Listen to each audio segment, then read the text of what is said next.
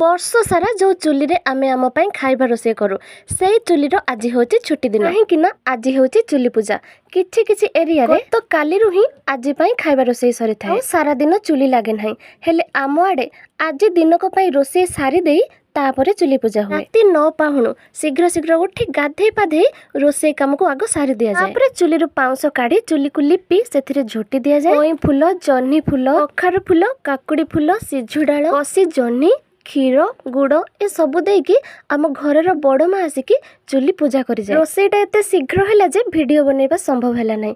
ସେଥିପାଇଁ ଘରେ ଯାହା ଯାହା ବି ହେଇଥିଲା ସେସବୁ ବାଢ଼ିକି ଆପଣମାନଙ୍କୁ ଦେଖାଉଛି। ଗାଁ ଗହଳି ମାନେ ଆପଣମାନେ ତ ଜାଣିଥିବେ ପଡ଼ୋଶୀ ଘରୁ ତରକାରୀ ଟିକେ ଦବା ନେବା ହୁଏ। ଆପଣମାନେ ଭିଡ଼ିଓରେ ଦେଖୁଥିବା ସବୁ ତରକାରୀ ମଧ୍ୟରୁ କିଛି ଆମ ଘରେ ବନାଯାଇଛି, ଆଉ କିଛି ପଡ଼ୋଶୀ ଘରୁ ବି ଆସିଛି। ହଁ ଆଜ୍ଞା, ଯାହାର ଭଏସ୍ ବର୍ତ୍ତମାନ ଆପଣମାନେ ଶୁଣୁଛନ୍ତି ଆଉ ବହୁତ ସାରା ଭଲ ପାଇବା ଦେଉଛନ୍ତି, ସେଇ ଭିଲେଜ ଗାର୍ଲର ଆଜି ଜନ୍ମଦିନ। ମୋତେ ବି ୱିଶ୍ କରିଦିଅନ୍ତୁ। Thank you.